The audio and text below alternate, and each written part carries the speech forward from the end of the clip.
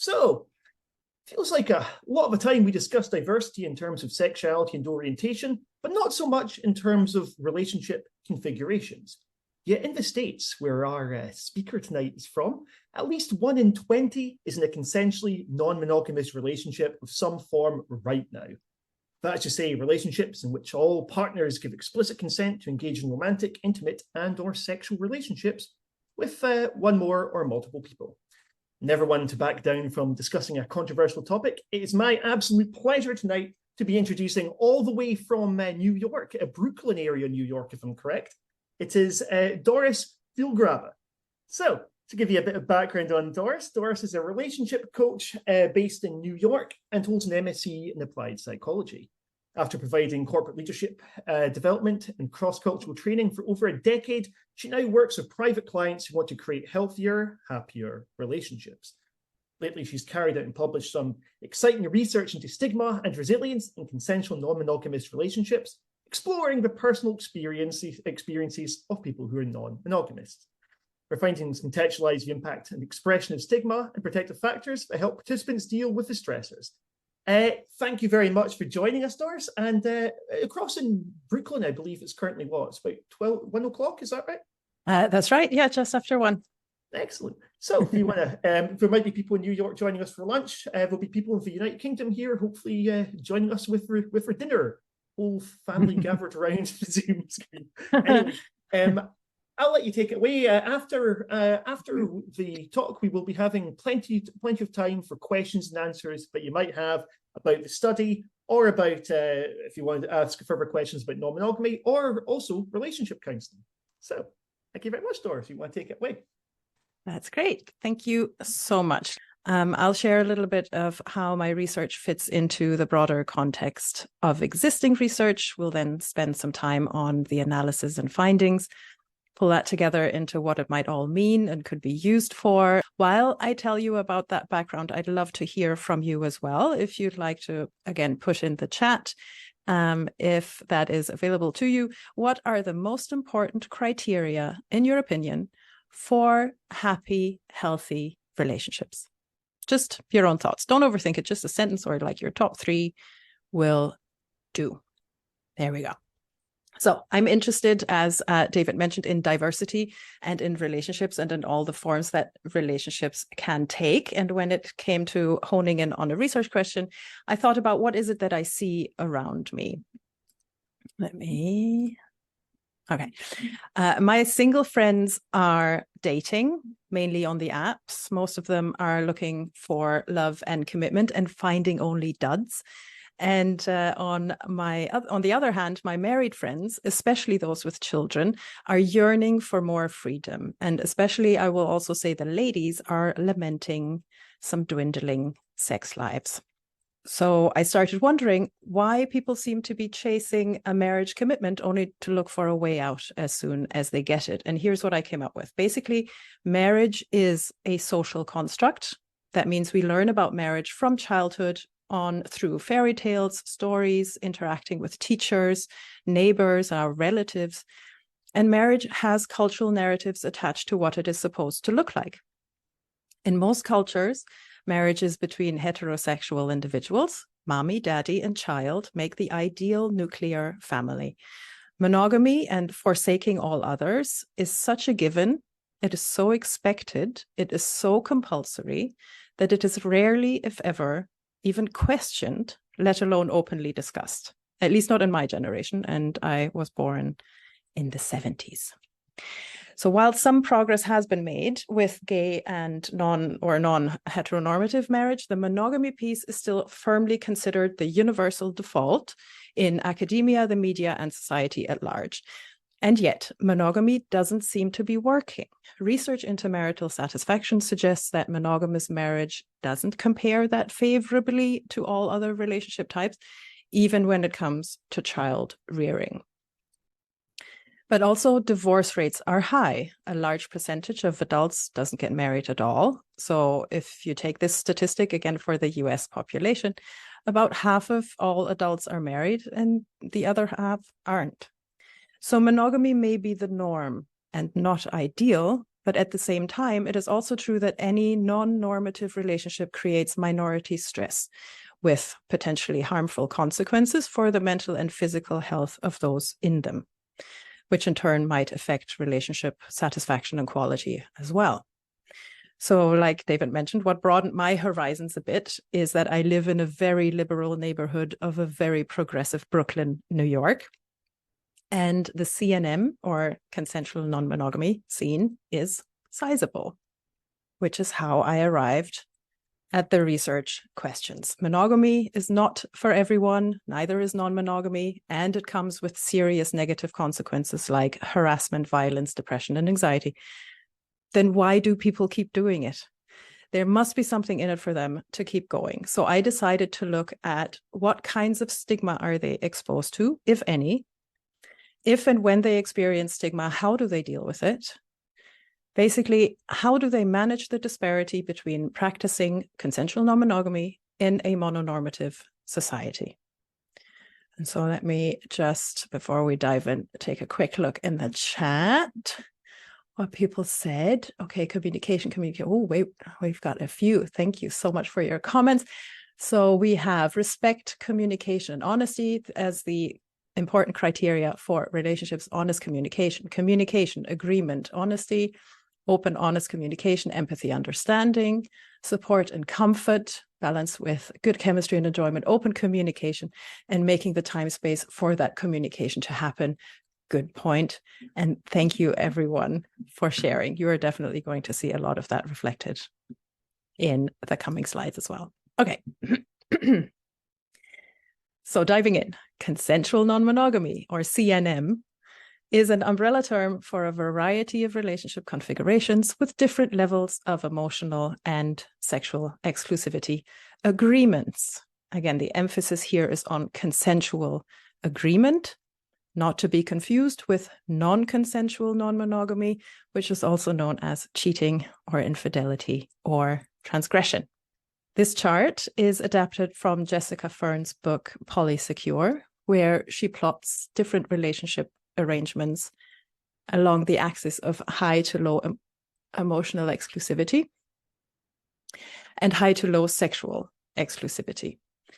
As you can see from the demographics overview, again, there's a link all the way up in the chat to access those. My participants mainly identified as polyamorous. Some were also open and some were experimenting with relationship anarchy. Again, these terms are all explained in the handout, and I do want to highlight that there is a lot of variability within them, within these configurations as well. In my research and other papers too, all relationship configurations appeared enmeshed with gender, sexual, and to a point political identities also. For example, my conversation with a cisgender male gay participant revealed that in his experience, gay relationships can easily be low on sexual exclusivity, but more often than not are high on emotional exclusivity.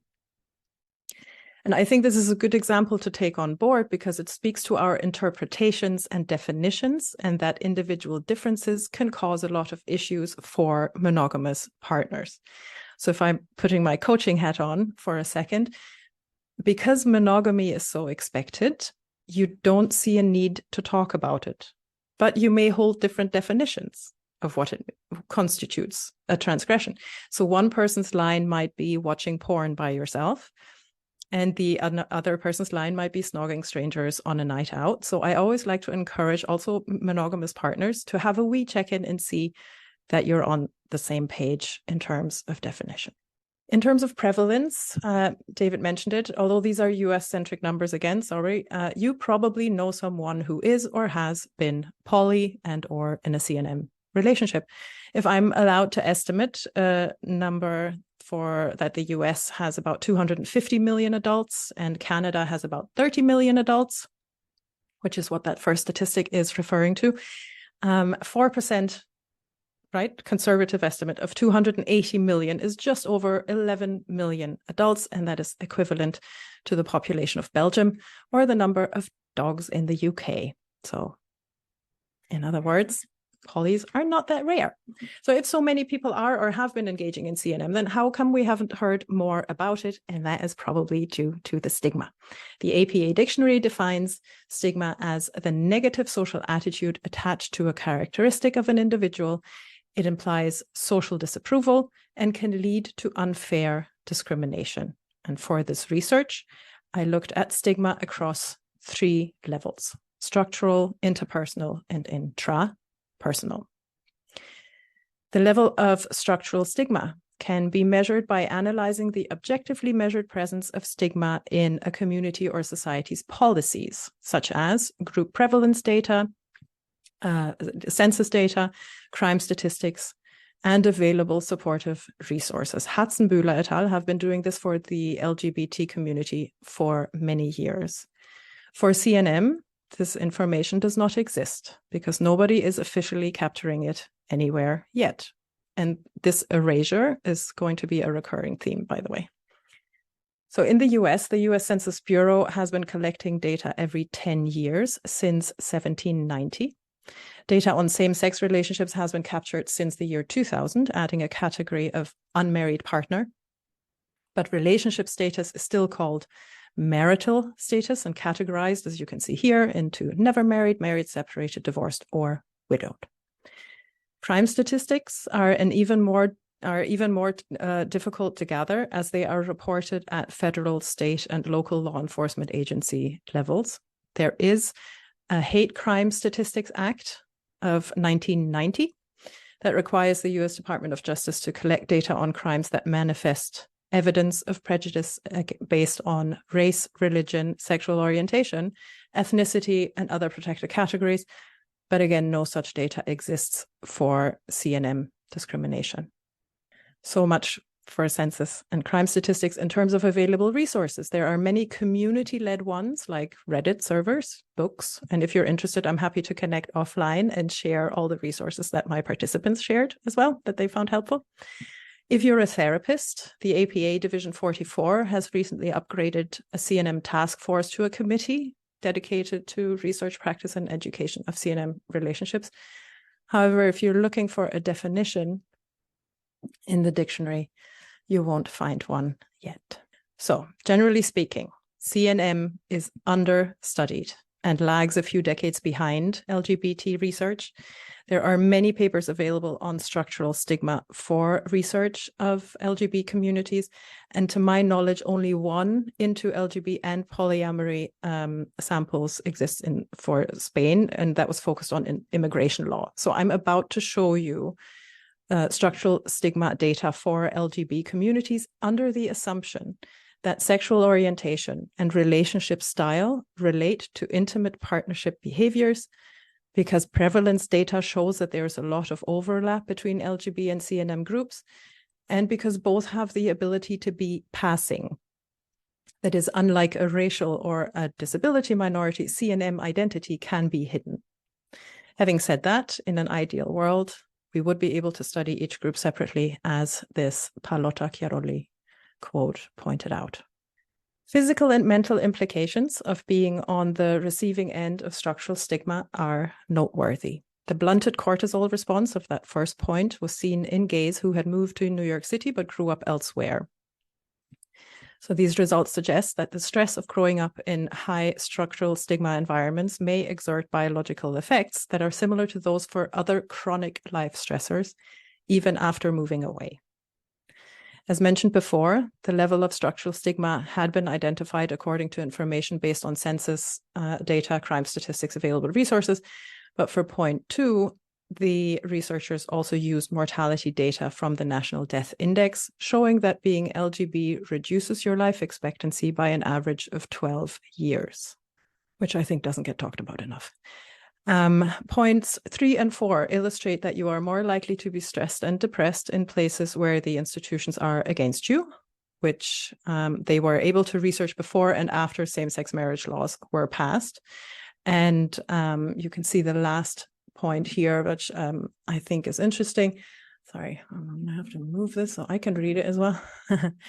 In the years after legalizing same-sex marriage, Massachusetts, which is one of the states in the forefront, I'm going to be mentioning it again later, Massachusetts saw a 15% reduction in mental and medical health care use and cost in sexual minority men, 14% reduction in depression, and an 18% reduction in hypertension. To better understand where structural stigma against CNM comes from, we have to look at what it is that is supported instead and as a relationship structure that is monogamous marriage, and by extension, the nuclear family of a heteronormative couple. Monogamous marriage is considered the bedrock of society and carries a halo of moral and universal superiority. Moral because marriage is used to sanction sex for the purpose of procreation, which helps keep inheritance lines clear. It is also the only relationship structure to be granted wide-reaching legal protections at the federal level in these US of A. In other words, available research suggests that stigma at the structural level seems to rest on mononormative and sex-negative practices. And here is some evidence to back that up. A clear example for structural stigma against CNM would be the law. It doesn't get more institutionalized than that. And Emmons, 2004 here, this is from a chapter.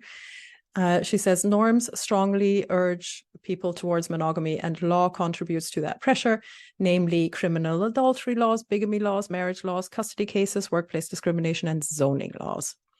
These also include inheritance, health visitations, kiddie insurance, and adoption issues, which actually some of my participants have shared. But what really blew my mind was the second quote, so forgive me for reading the slide again. For centuries, sexual jealousy over adultery has been treated as adequate provocation to mitigate murder to voluntary manslaughter. Indeed, rage over adultery is viewed by many courts and commentators as the paradigmatic case for provocation. And I thought that was very interesting. Something that also became quite apparent and is an example for structural stigma moving into interpersonal stigma is how many therapists are uninformed about CNM practices. There are a bunch of papers, and I've just highlighted one here. In my interviews, 3 participants gave examples of how their therapists were unhelpful and that they changed to someone who included CNM options in their intake forms, for example, indicating that they were at least educated that they exist. And one even became a therapist herself to support her community.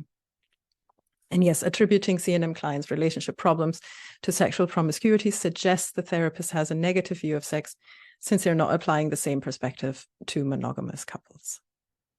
There have also been studies about mononormativity and intrapersonal stigma, like Moores et al.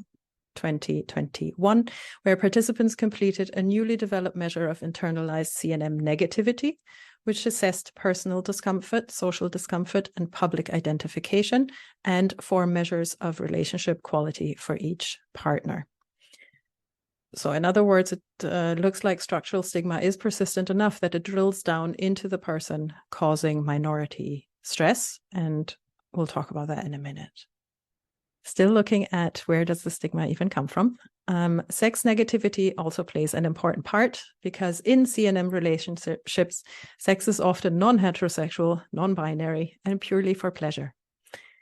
So we have a few studies here looking at several misconceptions of CNM in society, like the more sex you have, the more likely you are to get an STI. No, condoms help. Get tested, and most importantly, talk about your STI status. And actually, I think it's more likely that you would get an STI from a partner who steps out without telling you about it if they're not practicing safe sex.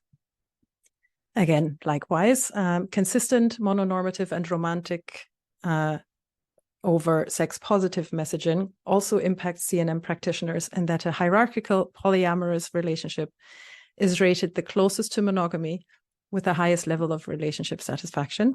However, this one study made it clear that it's the non-consensual piece, the cheating, that is considered the lowest of the low, indicating that maybe it's not all about the act itself, but actually about the lying about it.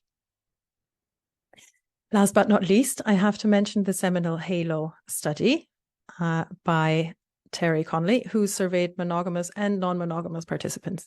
So this study is 10 years old at this point, but the results also indicate that certain mononormative ideas have embedded themselves even into CNM practitioners, and they are a signal of intrapersonal stigma or self-stigma, in that both monogamous and non-monogamous participants rated monogamy higher on promoting, for example, trust, intimacy, and moral superiority, which they deemed the halo effect. And monogamous participants did rate monogamy higher on arbitrary things as well, like flossing and dog walking. And it's the non-monogamous participants, though, that rated non-monogamy higher on preventing boredom and allowing independence. And freedom is one of those things that my participants talked about a lot as well. All this stigma, whether it's structural, interpersonal, or at internalized levels, leads to minority stress. This is a conceptual framework that was introduced by Myers in 2003, again for the LGBT community, but it applies to CNM as well. Effects can range from distal to proximal, so outside your body to inside your body, and stressors can originate outside your body or inside your body as well. And what this allows us to measure also is a difference between whether the prejudice or the stigma is anticipated or whether it's actually happening. In my interview, participants talked about their coming out experiences, and this minority stress piece showed up for everyone. We're going to talk about the resilience, the coping mechanisms in a little bit, because managing your visibility is an important piece of dealing with minority stress. This paper, again, just to back some of these claims up, this paper speaks to what I found in my research as well. The enmeshment of all the different identities is real. For most of them, for most of my participants, they viewed their race, gender identity, and sexuality as more affected by stress than their CNM relationship. But this study shows that effects are still noteworthy. And since resilience and coping mechanisms influence the relationship between stigma and stress, it makes sense to look at it again. What's in it for them that they keep going despite all the pressure? And existing papers, as well as my own findings, center around visibility and identity issues. I'll share some more details from my participants, but they basically echoed what these papers also found. Keeping a secret, especially if it's something that is important to your sense of self, and relationships, our personal relationships are important. If it's something that allows you to pass as a normie, keeping that secret helps keep you safe, and you're less likely to be verbally and physically abused or attacked. But that energy has to go somewhere, and that's often turned inward. I want to mention again that these studies obviously also have a cultural component to it. And in the States, living authentically is the thing, right? So people are less inclined to hide parts of themselves now, even if it goes against the norm. So yes, disclosing also happens, but the CNM minorities that I talk to are still very careful about who they disclose to. And then the second factor in resilience is identity. Basically, because if you don't identify as a minority, then stigma against it may not affect you, right? So on the other hand, or I guess in addition, those who identify with a minority group might also be able to draw strength and resilience from it, because there's strength in numbers, and there's a sense of belonging to this group. Although Witherspoon and Theodore there haven't really seen that, and neither have I, not in my participants.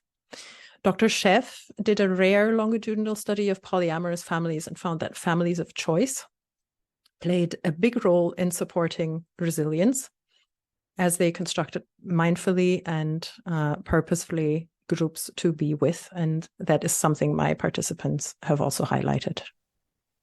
Design, procedure, and analysis. Then that was a lot of preamble, but hopefully you now have an overview of the landscape.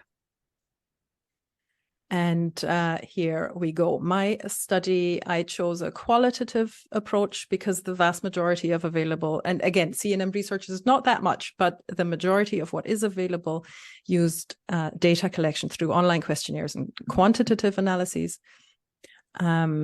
I would have, also liked to do a diary study with follow-up interviews where we could have explored stigma as and when it happens, but the dropout rate and, time commitment maybe was a bit too much.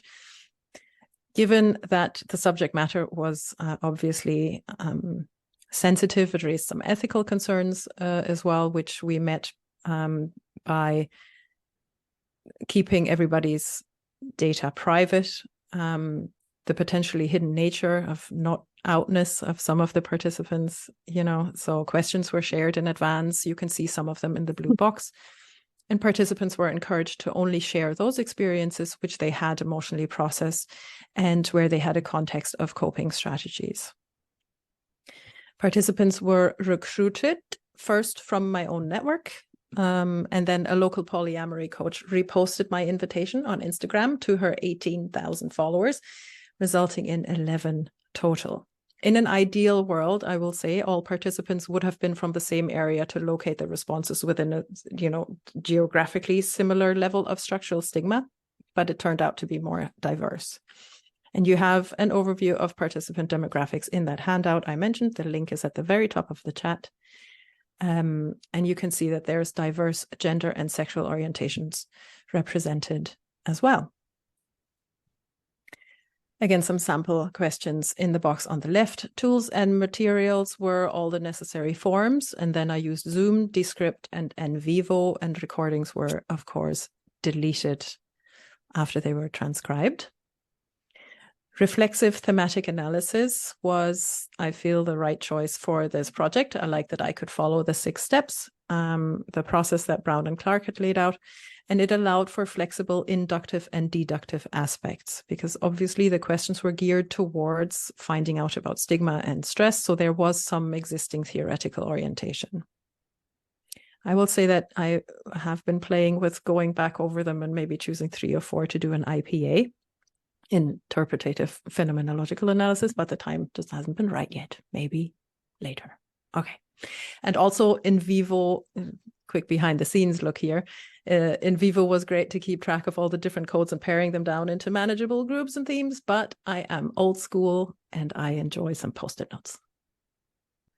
In qualitative research, it is customary to share a little bit about the person who's doing the analyzing. And although reflexive thematic analysis can be used with positivist and empiricist approaches as well, I chose the relativist constructionist side. So as I was reading the transcripts, I was assuming I was going to find something, and that interpreting those patterns was up to me. And then I checked my interpretations against existing research and whether it fit with my understanding of stigma and minority stress. I met my participants with an open mind, which I think helped create a relaxed interview atmosphere. And I also thought about my own biases throughout to make sure those weren't getting in the way of the interpretations. And then I sent out my findings for feedback. 9 of 11 participants reviewed them, and nobody had any changes. So with that, we can move into the findings. This is my thematic map. This is qualitative research. Any other person might have focused on different things. I generated these 3 themes with 2 concepts each, and theme titles are quotes from the different participants. And here's something, if you've already read the paper, that's great. So the quotes that you see now are not in the paper, they're new, so I'm keeping it a bit fresh for you. And those who haven't read the paper yet, hopefully these quotes will encourage you to read it. All right, it's a lot of work and things get erased. All participants reported the mental and emotional toll they experienced when dealing with structural and interpersonal stigma. Honestly, I wish I could just let you read the transcripts because they were full of interesting and moving stories. But again, these are some quotes that didn't make the paper, but also illustrate the point. So one participant only, that's why it wasn't a pattern, reported 2 outright cases of discrimination against his CNM status in the workplace. But other than that, participants actually didn't resonate even with the term discrimination at all. They preferred negative judgment. All 11 reported growing up with monogamy as the only option.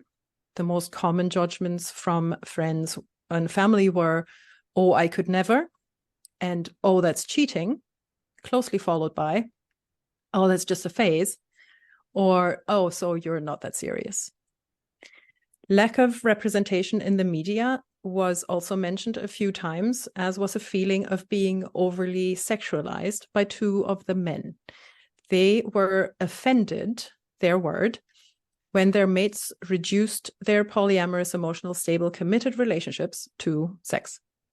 For the women, a couple also talked about being sexualized, but in, the different societal perceptions where their husbands were getting high-fived and they were made to feel uneasy sometimes. Overall, erasure was interpreted as a result of structural and interpersonal stigma. The bisexual participants commented on being doubly stigmatized or doubly erased, because when a bi woman marries a bi man and they're open and polyamorous, unless you're in a poly setting, everyone will assume you're heterosexual and monogamous. As for the political nature, presumably LGBT visibility is a factor. Like I mentioned earlier, it feels like CNM is lagging a few decades behind LGBT activism and recognition. But although the public's acceptance of LGBT relationships have grown, they're still twice as likely to be victims of violent crimes.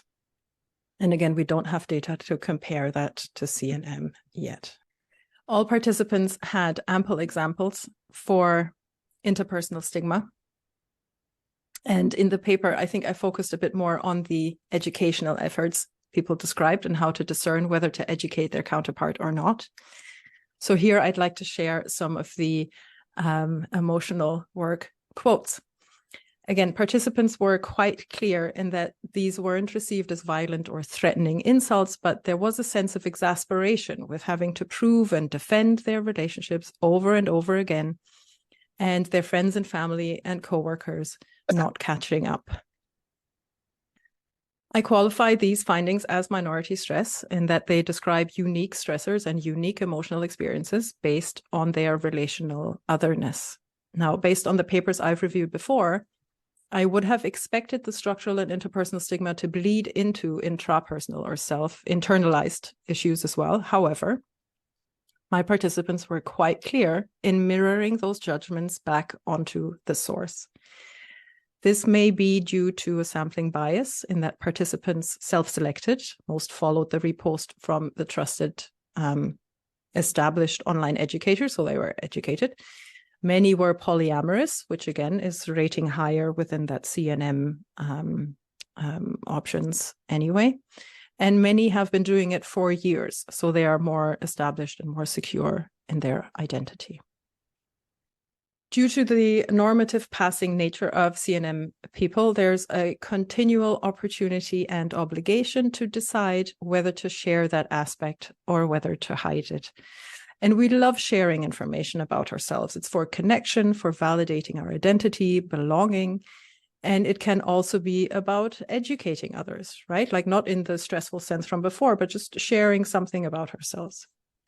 I like P11's quote here. Where is it? There we go. He's also the one who I don't want to hide myself any more than I have to. Like he also named this theme, right? There were a few more comments from other participants also about the wish to just normalize this relationship orientation because they didn't see anything that extraordinary about it. So you can be professional and you can be polyamorous. Which, what a thought. Looking at my interviews, there was a gender aspect to disclosing one's CNM status. Basically, women are more likely to say something if they think they'll be well received. Most of the men were very aware and mentioned their privilege, which I thought was great. They said, basically, what are people going to do? Right? Hit me, I'll hit back. I shouldn't have added that was flippant. So the men had no issue sharing their status. This might be due to mainly big city locations, of course. All the men were white, all the men were well educated, and I wouldn't generalize to CNM men and women in general, but that Roodsas study out of Holland found the same thing. I also wonder if the way the patriarchy has worked so far, if these men who now find themselves in a minority position are motivated to keep enjoying the same rights and protections as the majority that they were used to, but that would need further study. What I found is there's a continuum of concealing and not disclosing. The lighter kind of non-disclosing was achieved through code switching, which is apparently a common practice where lovers or partners get referred to as friends or acquaintances. Actual concealing happened for work situations where proper negative consequences were expected, or like P5 said here, to protect their relationships with monogamous people in their life, they would fear to lose, which was usually a close family member. And from the paper, if you read it, the P8 situation was that her polyamorous partner is also bi, and she's from Uganda. So he was half illegal, and there were, in her words, and there was no way that she was going to disclose that to her family. Again, my participants seem to be well-adjusted and purposeful in their handling of the stigma and did not show evidence of intrusive thoughts or constant monitoring of their behavior or a fear of being found out, which are some of the cognitive burdens that are described to go along with concealing one's identity. All had at least some groups of friends or a therapist. Actually, I think most had a therapist where they could be their whole authentic self, but all of them also decided to do the code switching when necessary. And yes, many commented that concealing is not ideal, but also that they use the erasure to their advantage, where they don't correct anyone's false assumptions, in the case of the bisexual couple, for example. Overall, they said concealing and not disclosing is keeping them safe, so it's worth it. And again, there was a sense of mirroring it back to society with P9. You can see that there. It's not that I'm not directly telling people, it's that I feel unsafe to tell people. So. Visibility management was already leaning into resilience mechanisms, but comments about personal growth and improvements over time were also notable. These are the things that are keeping people going despite the stigma and the added stress, right? So participants really described their journey of finding CNM, questioning their own mononormative biases, deconstructing social expectations, and intentionally creating relationships that worked for them. So here are some quotes about what I call personal growth. Other things everyone mentioned was leaning into and learning to be intentional about relationships they have, the communication and conflict management skills they've honed and improved, the self-awareness work that they've been doing around jealousy, and also exploring their sexualities and other aspects of their identities.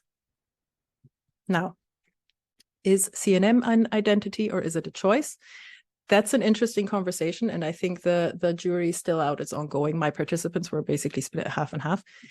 The way I interpreted it, considering the complete erasure of anything non-monogamous during formative years, is that sexual orientation might feel more natural because it surfaces during childhood, whereas participants consciously came to CNM as adults.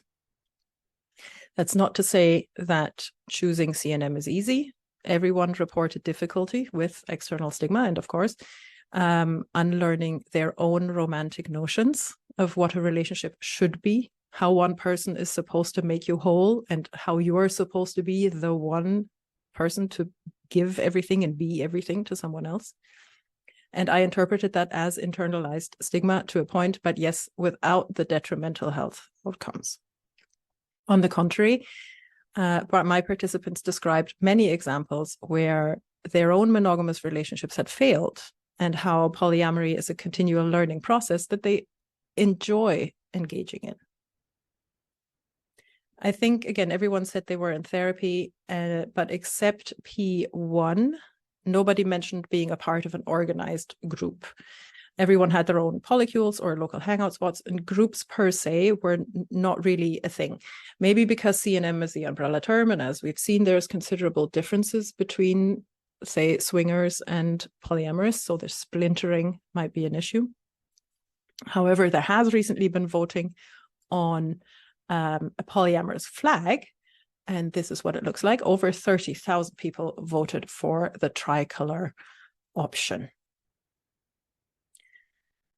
And finally, participants across all locations agreed that managing stigma, interpersonal interactions, and relational functioning all get easier over time, to the point where even those who didn't see it as their identity or orientation could not imagine going back to monogamy.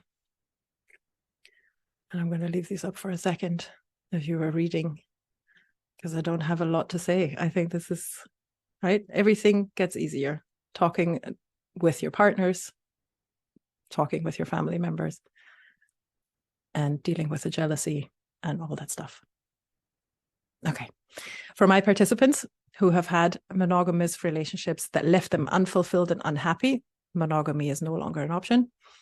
In terms of improving structural stigma, there is still a long way to go. But I will say that there is one person, Diana Adams, and her team at the Chosen Family Law Center, who have been actively working to bring public ordinances to a handful of counties in Massachusetts. There we go again. Where since COVID, polyamorous partnerships now have a similar status to domestic partnerships. P1 is actually was working with her at the time to get support for his family of 4. And basically, yeah, people come around when they see you together with multiple people over time, which might be the contact effect, where the more you know about someone, the more empathy you feel and the more quote unquote normal it becomes. Of course, there were limitations. Although 11 interviews is a good size, the sample was a cross-section and conveniently white, educated, industrialized, rich, and democratic, as well as polyamorous with significant experience in handling themselves. And also the topic turned out to be much more enmeshed than I had anticipated, and I wasn't able to correlate resilience mechanisms like visibility management or identity integration to negative health outcomes. But here's what I think my findings add to the conversation, or what they've highlighted. First, the need to bring visibility to the community by beginning to capture data. Prevalence, crime statistics, resources to start. So any forms in the private and public sector could begin by adding a CNM option to the marital status. Sex positive, or actually even just sex realistic education about what safe sex is, what consent is, and the realities of long-term relationships and differing sex drives, that could go a long way to reduce interpersonal stigma, in my opinion. Positive depictions of CNM relationships in the general public media would be helpful as well. I recently read somewhere that Joe Biden, when he was VP, said that watching Will and Grace helped him get on board with same-sex marriage. So storytelling is an important avenue.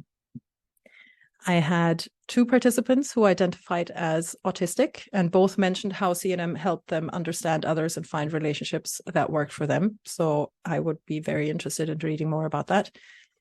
And looking into the pros and cons of concealing and disclosing, I was also wondering how those might affect CNM relationships themselves, particularly those who practice the don't ask, don't tell style. In summary, and to answer the research questions, CNM individuals do experience stigma at structural and interpersonal, and to a lesser extent, internalized levels. The main coping strategies are strategic visibility management and intentional chosen families. And participants' active questioning of norms, integrating CNM identity, and determination to live authentic lives outweighed any challenges. Still, talking with my participants made it clear that they're not trying to recruit anyone. This is not for everyone. They just wish and work for equal treatment and more inclusive protections under the law. Their stories describe journeys away from societal pressures of being or being with the one forever, towards becoming self-aware, responsible, and embracing human complexities. And if monogamy has a halo, then CNM has a mirror, one that reflects and makes visible society's persistent misconceptions, and at the same time invites you to take a closer look at who you are, what you need, and embrace what you see. And with that, I'm going to say, let's move into the Q&A. I'm going to leave this up just for a minute. This is where you can find me. Please feel free to connect with me. You can read the paper. It's open access, and you have that in the handout as well. And that's all she wrote. Excellent. And thank you very much, Doris. And now I can see you again. Okay. This is there's a cat. I thought she was in the kitchen. Okay. Yeah, he was. I heard him complaining. I had to open the door. Anyway.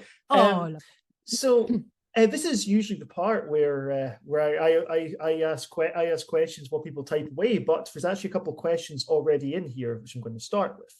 I saw that. Okay, let me. Oh, do you monitor that? Okay, great. Hit me. Oh yeah. So first one.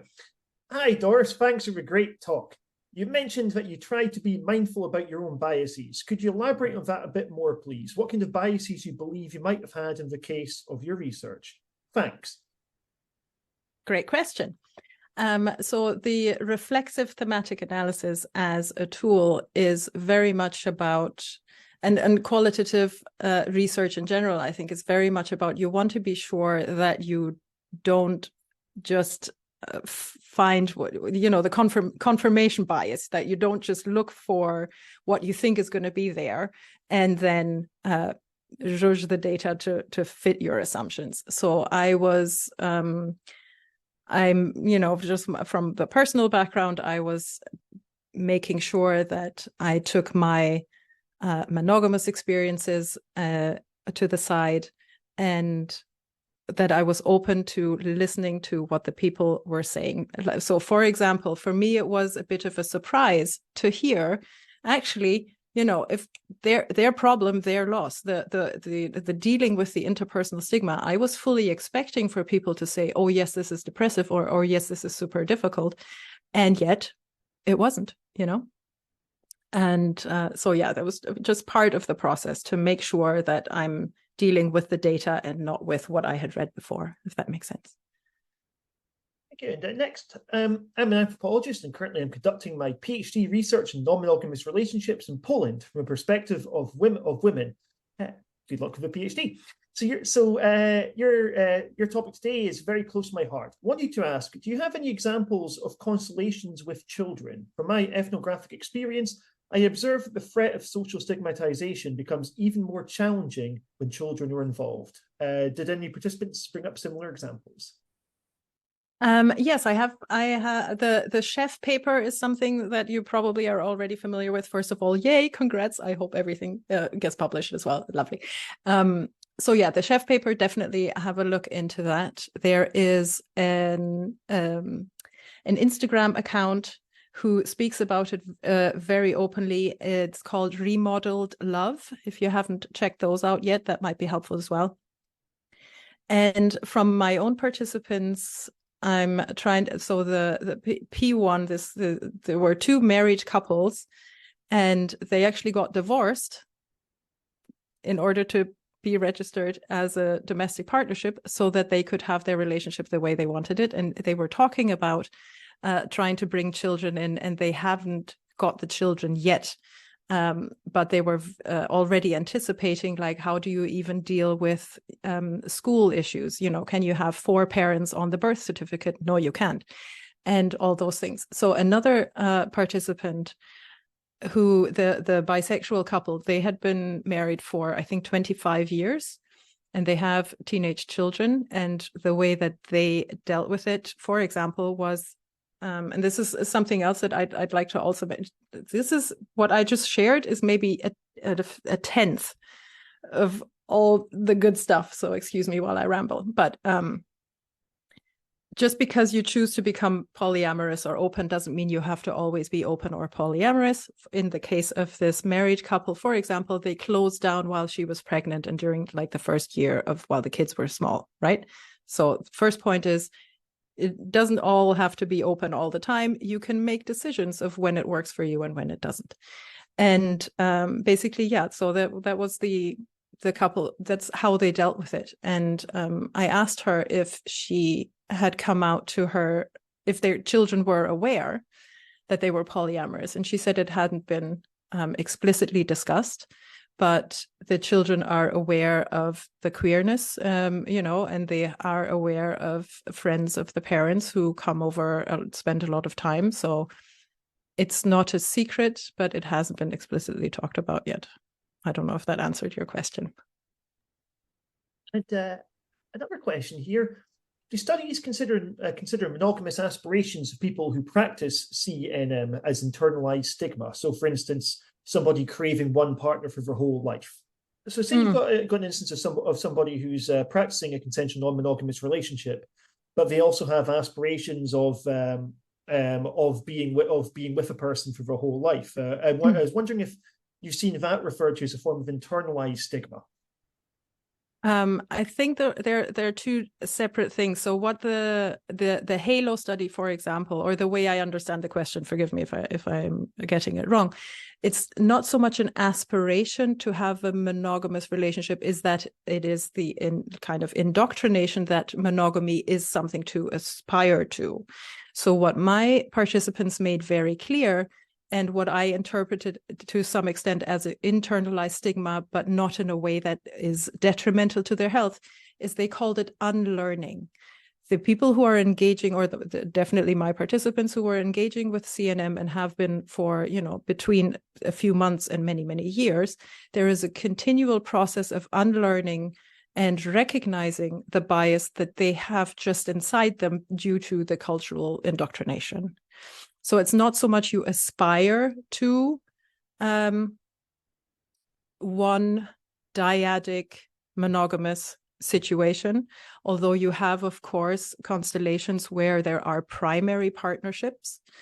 But I think I'm tripping over the word aspire there. I don't think and the aspiration to monogamy is the right way to describe it. I think the way that my participants were referring to it is getting over the fact that they think that's what they should want. Next up, we've got a really good question. They're all good questions, to be fair.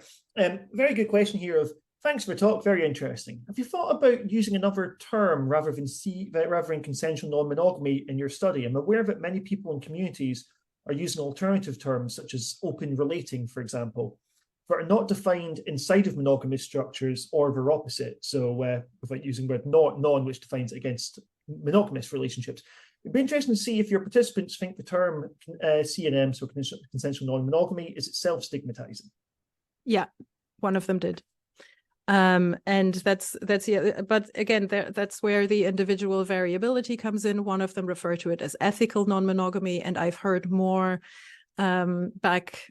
pushback against, what do you mean? Well, monogamy is not ethical either, right? So like the fact that you have to qualify it, I think is what you're saying. I hear you. I'm with you. I had not considered calling it anything else right now because I had to situate it in the existing literature, and that is the current academia is the term that is being most used. If and when, I could have tried to be on the forefront of nomenclature, but in this instance, I wasn't yet. Good point, though. Very good point. Yeah, I think this adverse. So I've had this before with a paper where there was a paper that I was one of the co-authors on, which is about use of gay dating apps, where we used the phrase "men who have sex with men." Right. And that was following a suggestion, because we originally talked about a range of different sexual orientations. And then one of the reviewers said that, but it was that thing of following what the accepted terminology was, where I think unfortunately with academia, as the academics in the audience will have had, the joys of the speed of processing is often a long time behind the public terminology. But absolutely excellent question. Yeah, we're on it. Now, I was wondering, wearing your hat as a relationship counsellor, have you had much experience with consensual non-monogamous relationships in your practice? Unfortunately, not yet. This is quite recent. So my relationship practice and the clients I work with are, about all sorts of things, mainly communication, funnily enough, and everybody mentioned communication, right? So the two things I want to say here. I have a quiz. I have a free quiz thing because one of the tools that I use in my coaching is psychological type. And there's a quiz that you can do. And the last question is, if you had a magic wand, what would you fix in your relationship? And I've had, I think, 800 or 900 people take that quiz now. And the top two choices, or the top two answers, are, I don't know what, since Zoom has been doing that, it's throwing me off. Okay. So the top two answers are, what would you magically like to fix? And one is communication, and the other is, honestly, I think I'm getting in my own way, and my insecurities are ruining an otherwise good thing. So in my work, what I love to talk to people about is really the slowing down of what is it that is important to you, and what is it that you would like to mindfully create, disregarding anything that society might be telling you, disregarding what you think the movies, says it should look like. So I really welcome talking to people who maybe are, my age or middle age, who've been married for a while and who are now coming to a time where you're thinking, is this it? If you're at the cusp of this transition and ready and open to maybe redefining your relationship in ways that work better for you, because maybe it's not working anymore. Those are the conversations that I'm interested in. Something I want to address was with the participants' age group. So participants range from 29 to 47. So we've got a nice range there. But I'm wondering, I suppose there's two parts to this. I'm wondering about, we mentioned potential generational differences earlier on here. Like, for instance, as a child of the 1980s, I don't think I heard the word polyamorous being discussed generally until about the year, 2015 or 2016 or something like that. Mm-hmm. So what I'm wondering about is for the older participants, how long have they been in a different relationship configuration for? Because you said that they were raised within the context of monogamy. I'm wondering how long have they been in a consensual non-monogamous relationship or of a relationship configuration, and also if over the years their kind of openness had changed. Right. Good point. That is something that I have in my demographics data somewhere else that I would have to dig out. I know that P8 is the one with 3 months at the time. And the 47-year-old, I think she was P3. She's the bisexual married person who has been doing it for 25 years. And everyone else in between, let me just look at them, were a few years between, I think the average was probably like 4 or 5 years. And so what I want to say about that is, there's not just from other conversations as well. So I have polyamory or swinging, let's say swinging, that's been around, the 60s, they had a whole decade named after them, right? So the consensual non-monogamy is not new, it's been around. And also, again, just making very sure that I'm the cis-het white lady talking about it, because a lot of other white people are doing it. So, tribes and indigenous populations have been doing it for many, many more years, and nobody really paid attention to it. But now that white people are doing it anyway, so there's a whole colonial kind of aspect to it as well, that I'm not equipped to speak to, because I'm one of them. But now I got myself off on a tangent. So another conversation that I had, for example, with someone was whose parents were active in the swinging lifestyle in the 50s or 60s or whatever it was.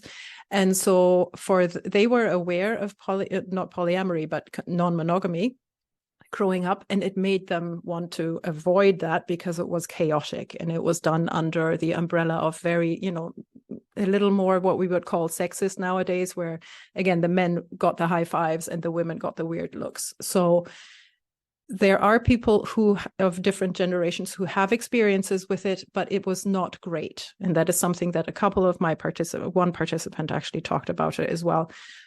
He who went to talk to his parents about it, and his mom was saying, oh yeah, well, I was aware of it and it was not so great, but now that you're talking to me about what polyamory is, how it is not just, you know, the sexual inclusivity, how it's actually also emotional inclusivity, then his mother and father went off and tried it for a while as well.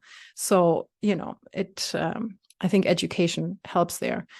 And yes, also just what I said earlier, not everyone is open all the time. There are times in your relationship when, again, it's all about the agreement, what works for both of you at different times, at the different stages in your relationships.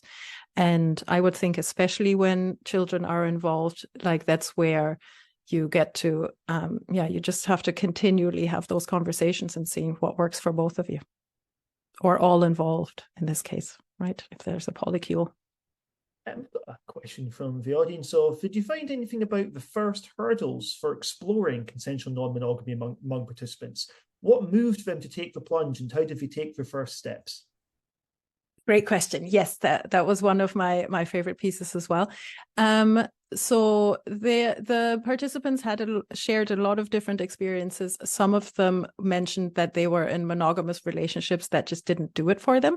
Some of them were in monogamous relationships with very jealous and restrictive partners. So there was a sense of, I need a little bit more freedom. Some of them found themselves in monogamous relationships and straying and, cheating on their partners and thinking, well, maybe this one partner thing isn't for me. Is there something else out there? Right. So the exploration happened. For most of them, it was organically. And then most of them said that they had a friend who introduced them, or they read a book, or they heard about it. Esther Perel is one of those, relationship therapists who came on the scene, I want to say 10, 15 years ago at this point. And she has a couple of books called Mating in Captivity, about the state of affairs, and the state of affairs, literally, that's the name of another book. So people found out about it. And what drew my participants to polyamory or CNM was the understanding that societal scripts are societal scripts, and maybe you don't have to abide by all of them. So again, with the sexual orientation enmeshment, for some of them, it became clear that they were queer. And so once they started pulling this thread of, oh, well, maybe I don't have to have all heterosexual sex, then it became, well, so I'm going to pull on this thread and have different partners as well. And for other participants, it was the other way around. The CNM piece came first, and then within CNM, they decided, oh, you know what? Hey, maybe this kink idea is interesting too. And generally, the freedom and consensual and open and authentic feeling nature of it is what's keeping them going.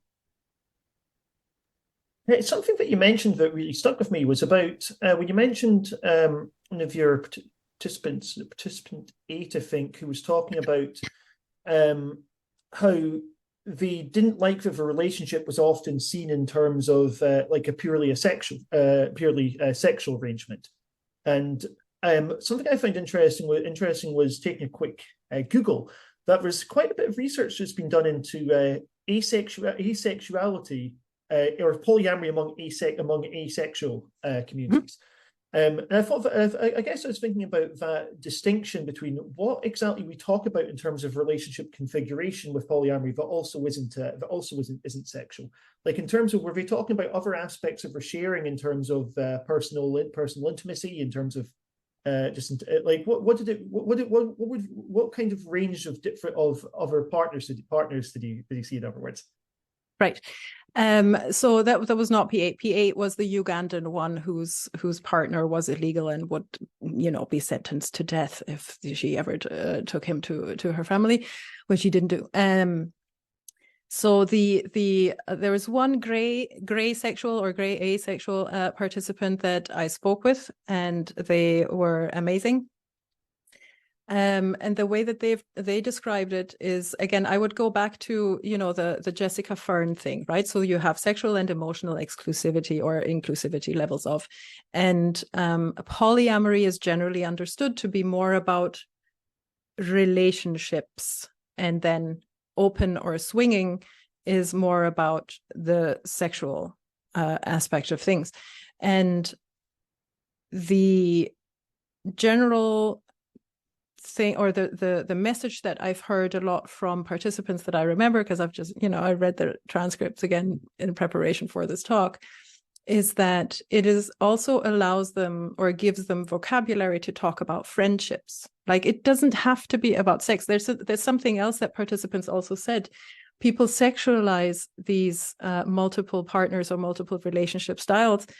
Who knows? Maybe because it's so repressed and you feel like, oh, that's what you want to do. But it's really P2, I think, was the one who was saying it sounds hectic and chaotic, but when you're doing it right, it's actually very slow.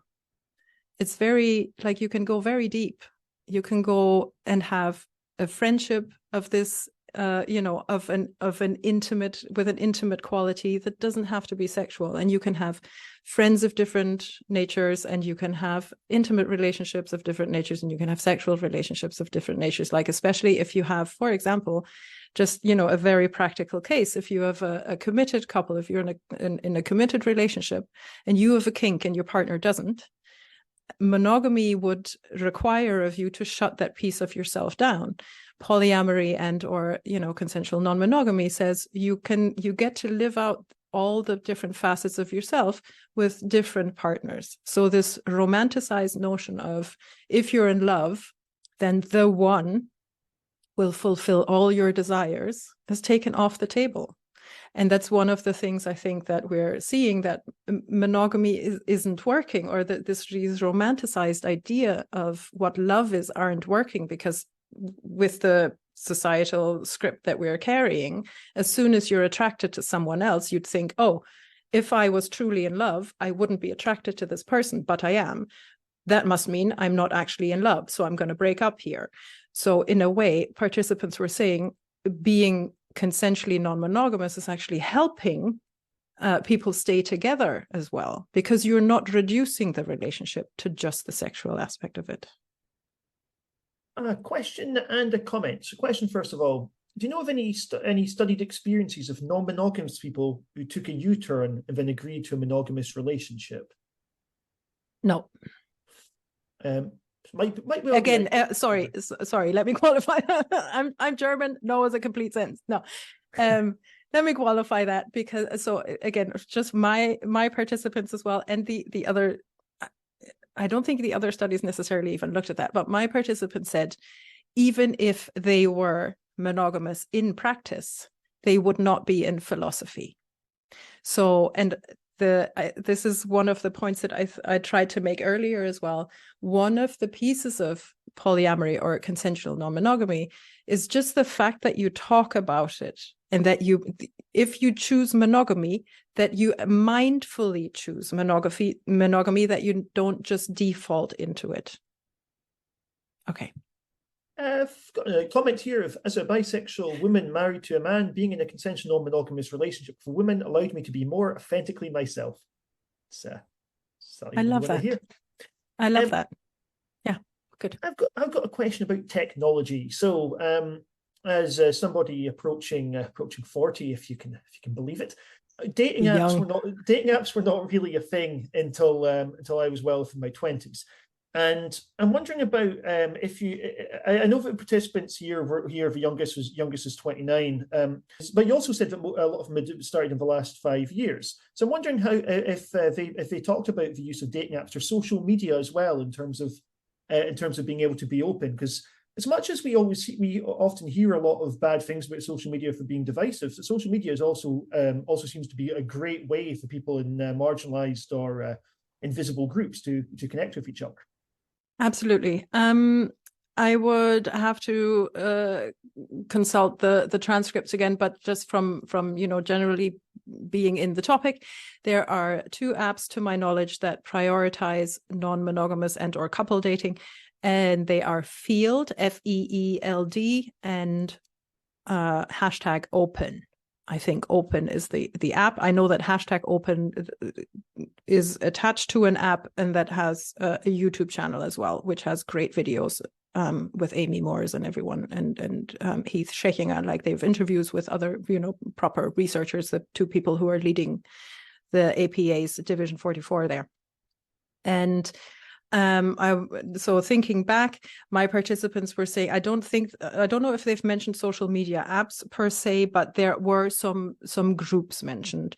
So Reddit, not dating apps, but like Reddit was mentioned, Discord servers as well, I think. But there are, groups like meetups, I think were, again, those were the initial foray into exploring like who's even in this community and can I do it in the city and so forth. One of the New York participants, he was one of the ones who was saying that he felt very sexualized, and going to these groups felt like more like a hookup situation, and he was not into that. He was into more exploring emotional things. So again, like, if you do go to these groups, I don't know, managing expectations. There's a lot of splintering happening within CNM, so not all of them are going to be at the same level that you might want to use them. But yeah, in terms of dating apps now, I would say Feeld is the one that I've heard a lot of good things about. Excellent, and we are not paid by Feeld here. No, sorry, no affiliation. Apparently, OkCupid has good options for non-monogamous folk as well. Well, there you go. To you first. Sorry, no, I did want to add onto because people were saying, so P6, for example, had this. He was one of the ones who had. I can share an example for the discrimination that one of the participants experienced, and that was that he had polyamory, or they had, polyamory on their dating profile. Because in polyamorous circles, it is good practice to lead with that. You don't want to bury that lead, because people are often looking for monogamous, committed, commitment is happening both, but monogamous relationships. So if you're not upfront about your polyamorous or non-monogamous status, then people can get very offended very quickly. So you want to always lead with that. And so they had it on their dating profile and were called into the boss's office and saying, this is immoral, please delete your dating profile. And they were saying, well, this is how I meet people, and that's my private life. So the only compromise that I can do is I will take it off the profile. But then it was on them to explain to potential, matches, oh, by the way, I had to take this off because of my job. And that just, again, the stigma is creating issues on all different levels, even in the apps. If anybody's got any last questions, we basically have time for a couple more. And I've basically used all my questions. So I've got, this is exactly the sort of question I like to ask. It's a nice theory one. Perhaps it'd be interesting to explore how contemporary ways of capitalist expansion shape the ways that we increasingly reject anything that is mono in favor of notions of freedom that resonate with accumulation. So things like accumulation of experiences of choices, multiplicity, choice, abundance, and so forth.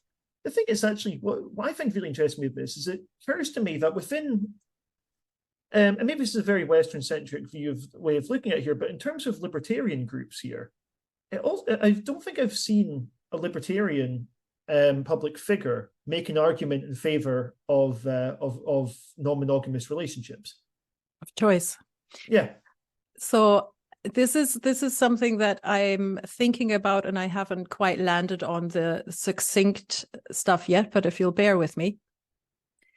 Going back to marriage as the bedrock of society, right? What does that mean? There is the Emmons article, the Emmons chapter, rather. It's a lot. It starts with a conservative politician, I forget which one it was, in the US, coming out and saying, oh, well, what do you mean we have to give gay people, and I'm paraphrasing, same-sex marriage, what's next? The next thing you know, they'll want to hold public office, and then trans people are going to want rights, and then you're going to want more than one partner, right?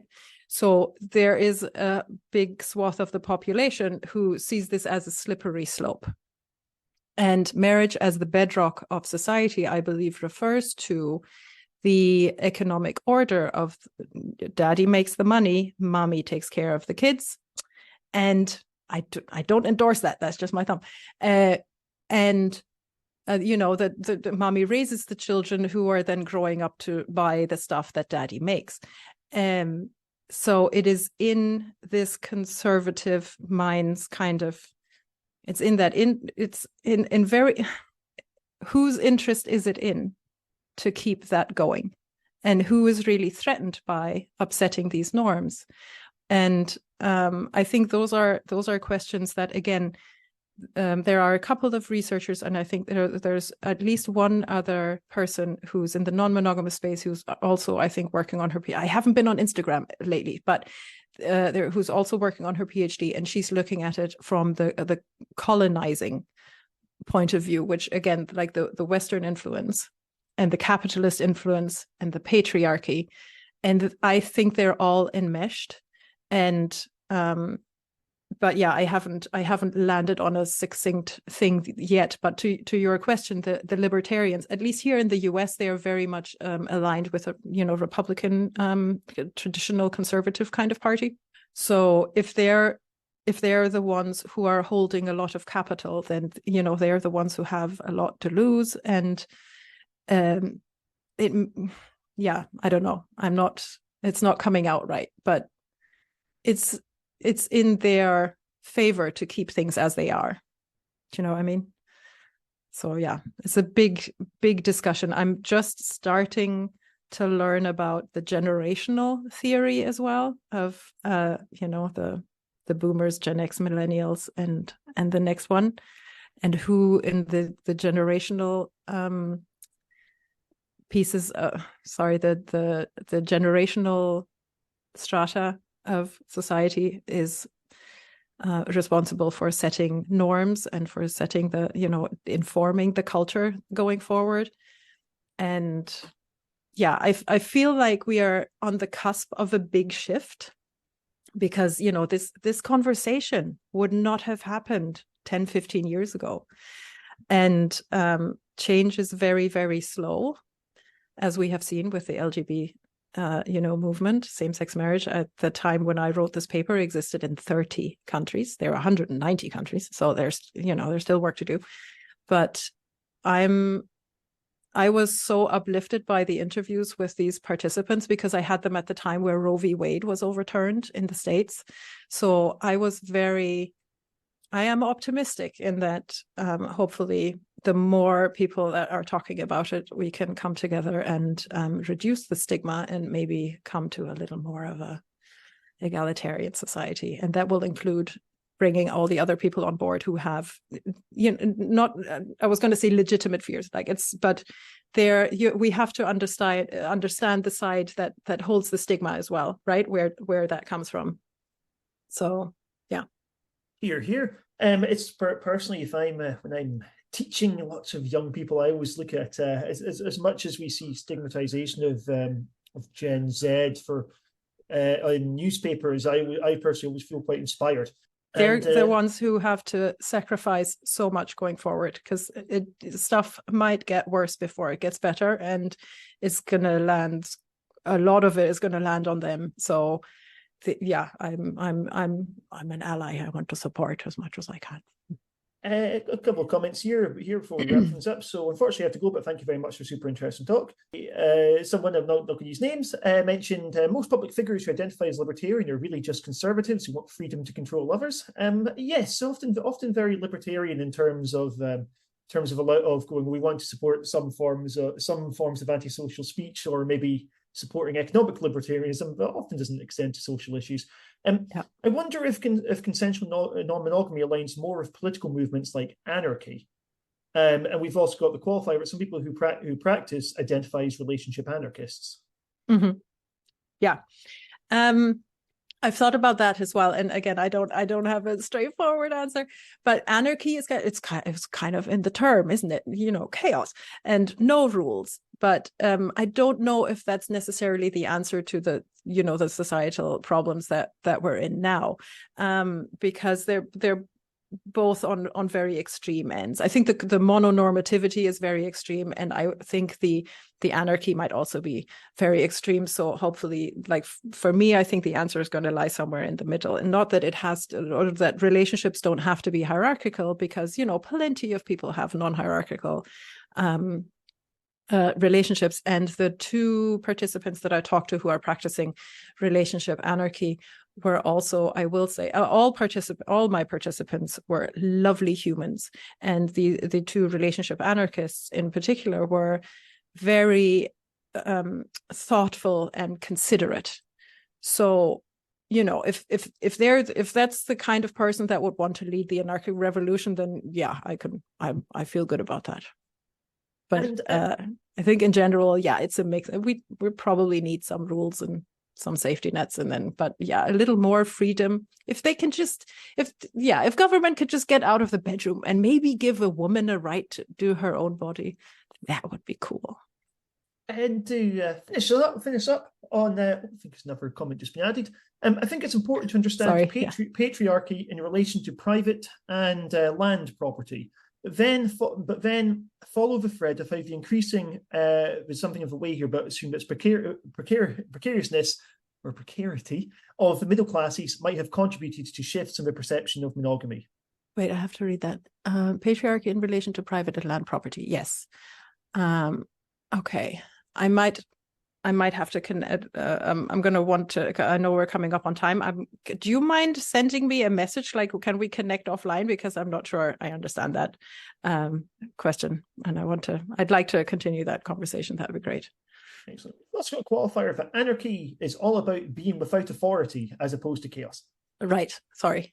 On that note, I ask you to yield some authority and announce that the meeting's basically coming to an end now. So thank you all very much for coming along. This has been really good. Been really good to have it. Especially I think such an attentive audience. And thank you very much for such a great talk as well. Thank you. If people want to see more events like this, then do follow the School of Applied Social Studies on Eventbrite, which is where I think people saw the advert from here or through Jisk Mail. So yes, lots of messages coming in. Thank you all. Thank you very much. Very interesting, and thank you. This has been fascinating. Thanks, everyone. You're about to relive this experience again because it will go up on our YouTube channel. We might do a couple little cuts, so all the text. Yes, please. Thank you. But yeah, seriously, a big fond farewell to everybody, and thank you all very much for coming.